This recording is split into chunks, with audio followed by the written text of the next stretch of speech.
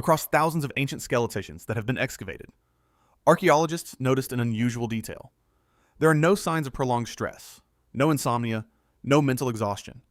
What is striking is that they lived in constant danger, where every day could have been their last. So how did they release stress in a world that never allowed them to be weak? From those traces, a hypothesis becomes clearer. Our ancestors did not silently endure their emotions like modern humans when afraid.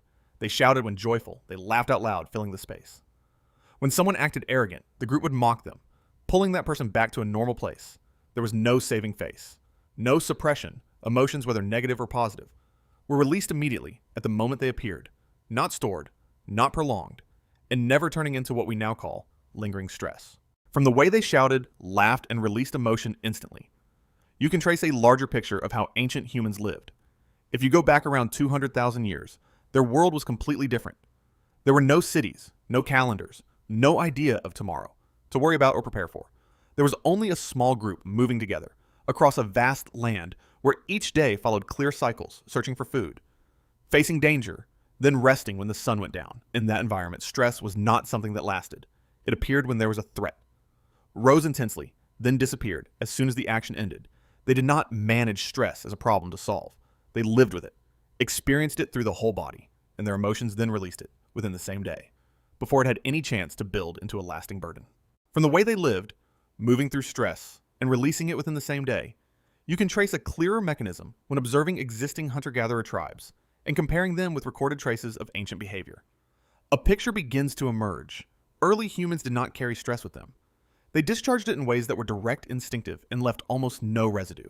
The first way was through the body. When threatened, they did not sit still and think. They ran when hunting. They poured in all their strength. Heart-racing muscles, tightening the entire nervous system, pushed to its peak. But that very process became the release. Stress was not held in the mind, not crushed into looping thoughts. It was burned off through each stride, each rapid breath, each full force movement. And when the body stopped, the tension ended. The second way was through sound and emotion. They did not suffer in silence. When afraid, they shouted. When happy, they laughed loudly without restraint. When conflict arose, they mocked, teased, even embarrassed one another to bring the ego back down. There was no saving face, no holding it in. Every emotion, whether positive or negative, was expressed outward the moment it appeared, and that is what kept it from building into prolonged pressure. The third way came from the tribe. Early humans were almost never alone. For long, they sat close together around the fire, ate together, slept near one another, touched each other. Naturally, a fear was not carried by one person. It was shared. A burden was not kept hidden. It was absorbed by the group. There was no idea of carrying it all alone. Each person's nervous system was regulated by the presence of others, and in that environment, stress rarely had the chance to last. And finally, there was rhythm. When the sun went down, they stopped. No artificial light, no prolonged noise, no constant stimulation. The body shifted naturally into rest. Many studies suggest they often slept in two phases: a first sleep, then a short period of wakefulness before returning to a second sleep.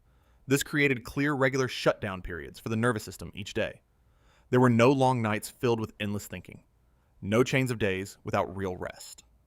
Those four mechanisms, movement, emotion connection, and rhythm, were not techniques, not methods to learn. They were the way humans were designed to exist, and in their world, stress was not something to control. It was something that always had a way out. Those mechanisms are not just inferred from behavioral traces. They are also confirmed through real observation. In 1969, the anthropologist Richard Lee lived with the Kung in Africa, one of the communities that still preserves a way of life closest to our hunter-gatherer ancestors. And what he noticed was not that they lived more easily, but how they handled stress. They did not work continuously like modern humans, but they also did not relax by sitting still, seeking entertainment, or avoiding things. Instead, their lives followed very clear rhythms. When hunting or facing danger, their entire body entered a state of extreme tension, focused, exerting force, reacting quickly. But as soon as it ended, they returned to full rest, sitting together, laughing, eating, talking, or simply being silent. There was no prolonged in-between state, no carrying pressure from morning to night, from one day to the next. That sharp transition created what science now calls a natural stress cycle, a biological loop where tension must always be followed by release. And that is exactly what modern humans seem to have lost. From those observations, The way we understand stress begins to change. In the primitive world, stress was never an enemy to eliminate. It was an ancient signal, a survival mechanism precisely designed to activate in the presence of danger, push the body into action, then release itself, and return the nervous system to a state of rest. The problem is not that humans feel stress. Our ancestors also went through intense moments of pressure, even far more extreme than what we face today. But the difference is this: they did not hold on to it. They did not stretch it across hours, days, or weeks. What is abnormal about modern humans is not that stress appears, but that it never truly ends. The body keeps receiving signals of danger, yet there is no strong enough action to release it, and no deep enough rest to recover over time.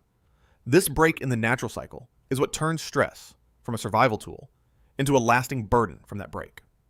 A contrast begins to emerge, not between past and present, but between two ways the human body runs the same mechanism.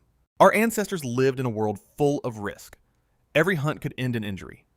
Every strange sound in the night could be a threat. But because of that, when stress appeared, it rose to its peak very quickly. Clear, intense, unmistakable. And as soon as the danger passed, the body left that state just as fast. They felt stress strongly, released it immediately, then returned to full rest, a complete decisive cycle.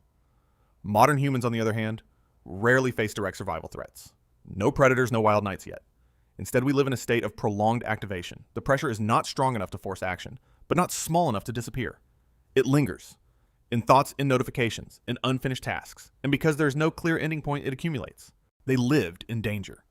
Yet their nervous systems stayed stable because each cycle was completed fully while we live in safety, yet remain in a constant state of alert because that cycle is interrupted. Civilization did not remove stress. It only changed its form, from intense but brief waves into a slow, persistent current that never stops, and it is that mismatch in rhythm that the human body was never prepared to adapt to. If you look back at everything that remains, from behavioral traces to field observations, a conclusion begins to emerge. Our ancestors were not less stressed. They faced it every day in forms that were more direct and far harsher, but they did not carry it forward. They did not accumulate it. Over time, their stress always had an endpoint. And perhaps the problem of modern humans has never been having too much pressure, but that we have lost the mechanism to close it. Not because we are weaker, but because this world no longer creates the conditions for that cycle to be completed.